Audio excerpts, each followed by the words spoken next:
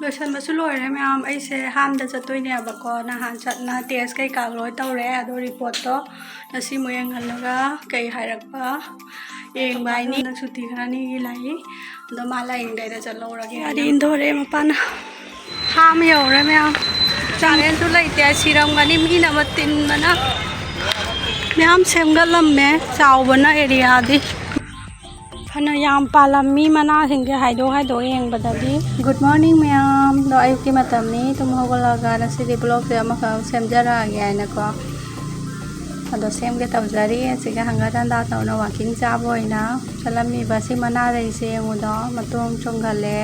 मचा अमको क्याम फजना नुसीबना सिंगी हरावबना लोइरेदि सुमाइना चोंगतपसिगा द हदक्ति फगले को नोंग इसिंग खरा फंगुरेबा लैसिंगसे अदोनने नोंग इसिंग से फंगद्रिबो लैसिंग से फना हिदाक चारसु इसिंग चारसु को फवाई जादे नोंग इसिंग सिना फहलियाबा यामना तो सिरानी कलर की हंदा के चे लैसिदिने मतुंग चोंगलक्तरे कइगिनो हंदे संति गरा हापी दाइ मखोंग से दो व्हाइट कलर की सिदि यंगु साले सोंदा दो मना सो नौवा मैम चोंगले सिना संक्रिक संगना तो सोनगी से चोंगक्ति से कइदिनो खंगदरे तनी लैसिंग से तुम हगुलकबगा सुमाइना येंगद्रादिको येंगबगा से वाखनगा नुगाइको तो तुम हगुलकबगा सिगा हाइदि नुगाइबा म ओइरेको लैसिंग से येंगना द सोंदासु सिगासे लोइ थांगलेदा हंदक्ति आइना नहावाइ मखा थमुबदो नोंग चुबदा यामना मोले गमला सिंगदो आइना से जेंजिन मानबगा से फजरे तो स्वाइ सिगासु आइना हंदकने नौना थाबदो फबना लोइ नोंग फंगना दो जिगोरी सामा तमसे मोइसे फजना सातोइनेबको दो सिगा पिंक कलर दो सोइना थारे अचौबी दो मापन लई दुमाइ तौरिने ओसिसे करी जानो यंगो कुफा जामानी पसी सिंगसे फरा साला दि उबदा याम फजदोइनी मयागी सिना नापोइरे सोन मतागी दुना रानी कलर नेबको दो सिना पिंक कलर दो मतोंग कनो दि पोंगेबा लोइना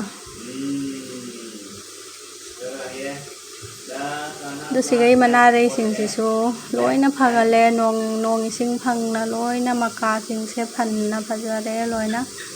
सिगै से स्नेक प्लांट रकेनो हाइबगुम तौबनी सिसु अमका चोंगले चोंगदे खनबा आइना कलम्बा दो चोंगी चोंगले मका तो मखा सिंगसे हांगना लै आइना ने मापन लैदो थाजलिनेबा दो हालनगे सिगासु आइना दुनी लोइना संगे संक्रिक संगे नोंग इसिंग फंगना लोइ फगले पांदी सिंगसे उ मोरोकसे पानगदबदि माली फजना फरे सिगाजु मदोलै छाले बाल्टिंगदा थाबनी नि स्वाइसे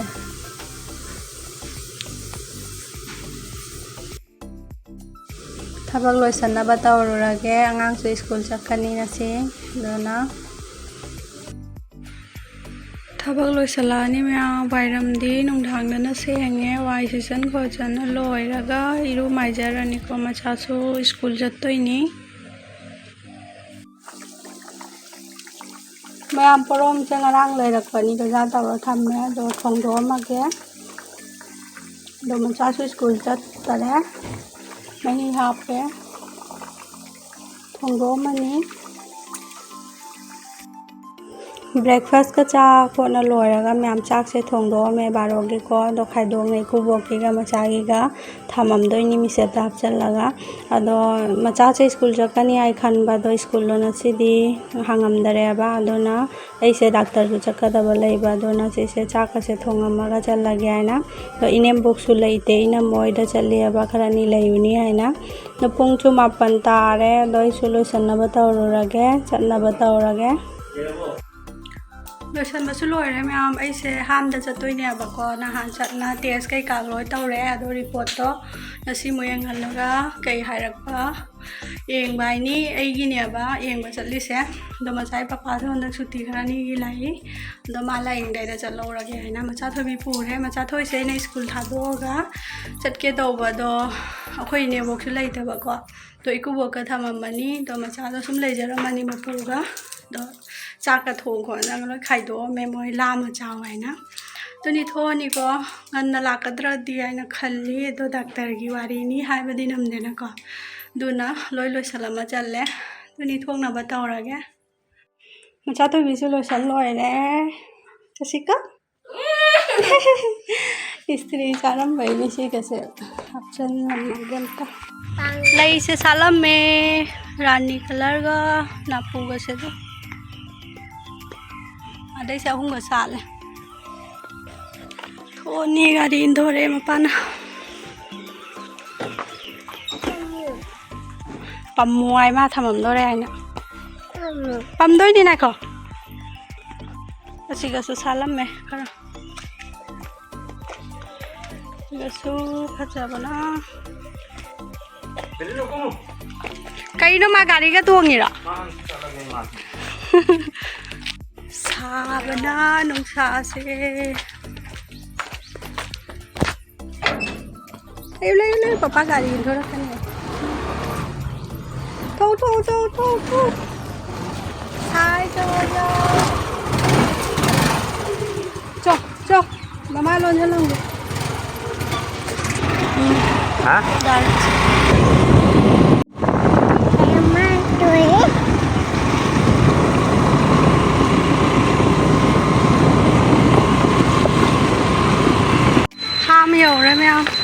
चंगनी पाई वांग गाइला ये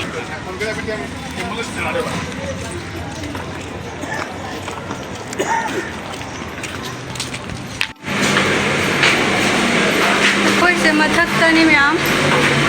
कारे एंगनबा चल जाओ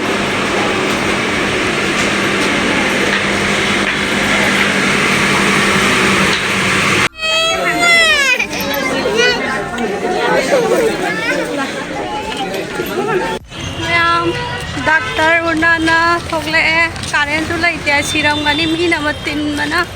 हिदाक इरे हिदाक लेब चली मैम सेमगलम में चावबना एरिया दी मेडिसिन की से सोंदा होइगरे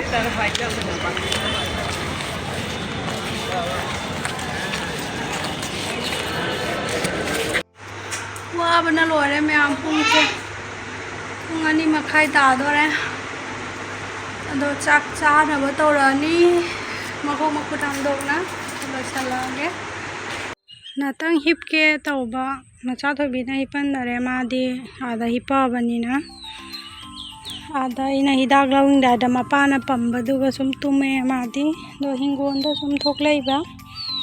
पुंगवा इसिंग से खला हेक्चन गयाना दो लईगा सु इसिंग हाइले पुंगवा इसिंग से लिसले हेक्चन के चरा अमा थोकनी सो ngau चावा हावी सांग सांग ना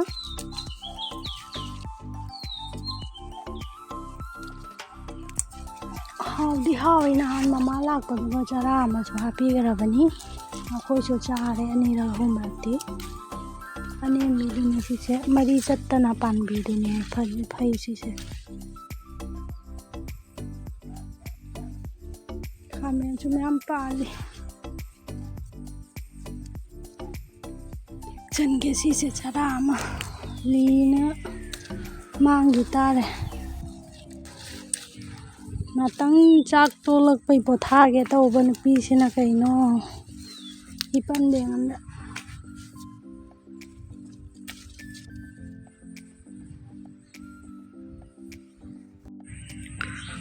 फना याम पालमी मना सिंगे हाइदो येंगबददी अखाक याम पालमी लीबसु म्याम यावरे उनगा अलीब म्याम लेरमे चरा अनीबु चारनी अखाक यामे थबी सिदी है रोय लई थबी अलैबा दो मकु से ngangjabay watani manungdadi yam nawriaba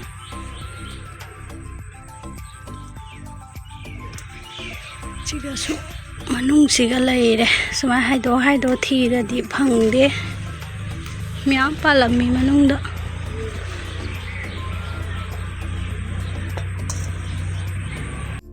खामेन से भी से म्याम थारुपोते मोइदा ꯃꯊꯣꯟꯗ ꯍꯧꯖꯔꯛꯏꯅꯤ ꯁꯤꯒ ꯇꯨꯁꯜꯂꯦ ꯂꯣꯏ ꯄꯥꯝꯕꯤꯒꯁꯦ ꯌꯥꯝ ꯐꯖꯔꯤꯅꯦ ꯌꯥꯝ ꯈꯥꯃꯦꯟ ꯁꯦꯝꯕꯤꯁꯦ ꯂꯩꯕꯥꯛ ꯊꯦꯡꯉꯦ ꯄꯨꯗꯤꯅꯥꯁꯦ ꯐꯖꯔꯦ ꯍꯩꯅꯧ ꯂꯩꯔꯛꯏ ꯃꯌꯥꯝ ꯃꯦꯠ ꯆꯥꯅꯤꯡꯕꯅ ꯍꯩꯅꯧ ꯄꯥꯟꯗꯦꯕ ꯄꯨꯗꯤꯅꯥꯁꯦ ꯇꯧꯔ ꯃꯦꯠꯅ ꯆꯥꯒꯦ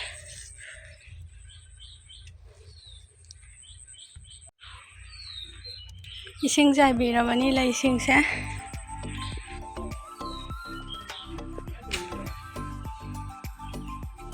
चाइबीरे लोना सोनबीरसे हेनौ याम यौलमे दो केजी दा चाम पिए केजी दा चाम पिए ना लेरेनी हेनौ से थुम्बदी वालमे चिनीगा फदिगोम सिना फदिगोम हंदक पितांगे मोरोग अटेपनी येरुमजु तरे अमा लौसल्ले आंगांसिंग याम चाइबा आमलेट हौना सिनीदा खरोस संबागी उजिक थानाबसु तौरानी एगी ब्लॉग से मतंगसिगा लोइसल्लगे मैं वाबनासु लोइरे ब्लॉग से ते नमनिंगदरे तो नुंगाइबिरदि लाइक शेयर सब्सक्राइब तौबिरो कमु नेक्स्ट वीडियो दा मैं उन्नरसे बाय।